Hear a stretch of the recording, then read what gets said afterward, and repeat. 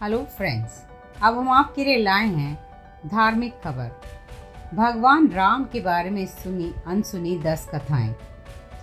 श्री राम जय जय राम। भगवान विष्णु के अवतार श्री राम का नाम कौन नहीं जानता है। रामायण महाकाव्य के रचयिता महर्षि वाल्मीकि ने अपने ग्रंथ में लिखा है कि भगवान श्री राम में वैदिक सनातन धर्म की आत्मा कहे जाने वाले सभी गुण विद्यमान हैं। भगवान राम पुरुषों को सबसे उत्तम पुरुष अर्थात मर्यादा पुरुषोत्तम भी कहा जाता है। आइए जानते हैं भगवान राम से जुड़े कुछ रोचक तथ्यों के बारे में। भगवान श्री राम का जीवन परिचय। त्रेता युग में जन्मे भगवान श्री राम अयोध्या के महाराज दशरथ के सबसे बड़े पुत्र थे। लक्ष्मण, भरत, शत्रुघ्न राम के भाई थे। भगवान राम की मां कौशल्या थी और शेष सुमित्रा और कैकेयी के पुत्र थे। भगवान राम का विवाह मिथिला नरेश राजा जनक की पुत्री सीता के साथ हुआ था। लक्ष्मण की पत्नी उर्मिला, शत्रुघ्न की पत्नी श्रुतकीर्ति और भरत की पत्नी मांडवी थी। विवाह के पश्चात भगवान राम को राजा दशरथ ने रानी कैकेयी के कहने पर 14 वर्ष के लिए वनवास पर भेज दिया था, क्योंकि एक वचन के अनुसार कैकेयी राजा दशरथ से कुछ भी मांग सकती थी। तो रानी कैकेयी ने दासी मंदोदरी के उकसाने पर भरत को अयोध्या का राजा बनाने और राम को वनवास देने की इच्छा जताई और पिता की आज्ञा का पालन करके भगवान राम सीता और लक्ष्मण के साथ वन की ओर चले गए। भगवान श्री राम का महत्व। ब्रह्मा, विष्णु तथा महेश में से भगवान विष्णु ने संसार की भलाई के लिए कई अवतार लिए हैं। भगवान विष्णु द्वारा कुल 10 अवतार लिए गए, जिनमें से भगवान राम 7वें अवतार माने जाते हैं और यह अवतार भगवान विष्णु के सभी अवतारों में से सबसे ज्यादा पूजनीय माना जाता है।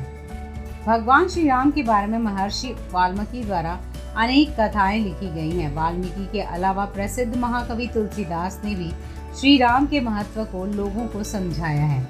भगवान राम ने कैसे कई ऐसे महान कार्य किए हैं जिसने हिंदू धर्म को एक गौरवमयी इतिहास प्रदान किया है। भगवान विष्णु ने राम बनकर असुरों का संहार करने के लिए पृथ्वी पर जन्म लिया। भगवान श्री राम ने मातृ पितृ भक्ति के चलते अपने पिता दशरथ के एक आदेश पर 14 वर्ष तक का वनवास काटा। नैतिकता, वीरता, कर्तव्य परायणता के जो उदाहरण भगवान राम ने प्रस्तुत किए, वह बाद में मानव जीवन के लिए मार्गदर्शक बन गए। एक कुशल और प्रजा हितकारी राजा थे राम। भगवान राम अपनी प्रजा को हर तरह से सुखी रखना चाहते थे। उनकी धारणा थी कि जिस राजा के शासन में प्रजा दुखी रहती है, वह राजा नरक भोगी होता है। महाकवि तुलसीदास जी ने रामचरितमानस में राम राज्य की विशद चर्चा की है।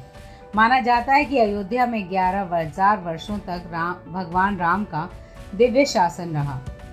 आदिवासियों के भगवान श्री राम।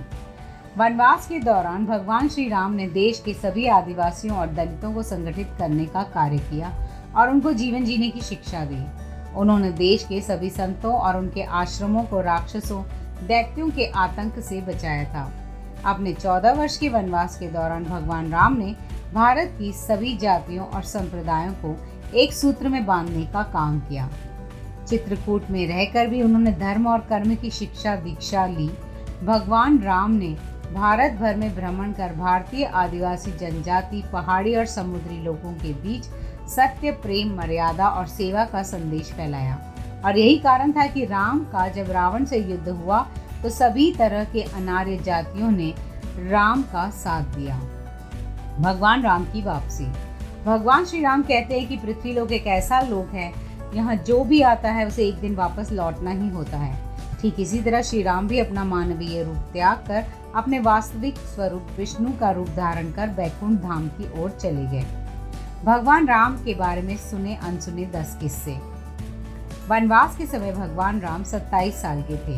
2 लव और कुश राम सीता के 2 जुड़वा बेटे थे। राम रावण युद्ध के समय इंद्र देवता ने भगवान श्री राम के लिए दिव्य रथ भेजा था।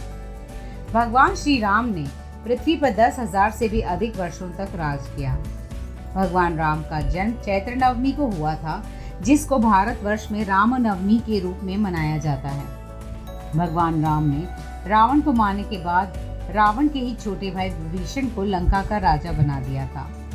गौतम ऋषि ने अपनी पत्नी अहिल्या को पत्थर बनने का श्राप दिया था और इस श्राप से भगवान राम ने ही उन्हें मुक्ति दिलाई थी। अरण्य नाम के एक राजा ने रावण को श्राप दिया था कि मेरे वंश से उत्पन्न युवक तेरी मृत्यु का कारण बनेगा, और भगवान राम इन्हीं के वंश से जन्मे थे। माता सीता को रावण की कैद से आज़ाद कराने के लिए रास्ते में पड़े समुद्र को पार करने के लिए भगवान राम ने एकादशी का व्रत किया था। वनवास वापसी के बाद भगवान राम ने अयोध्या वापसी की खुशी में अयोध्या वासियों ने दीप जलाए थे। तब से दिवाली का त्यौहार मनाया जाता है। धार्मिक कथाओं के अनुसार भगवान श्री राम के बिना दुनिया में कुछ भी नहीं है। तो हम उम्मीद करते हैं भगवान राम का नाम जप कर आप इस भव सागर से पार हो जाएंगे और अपनी ज़िंदगी खुशहाल होकर बिताएंगे। राम राम, जय राजा राम। धन्यवाद।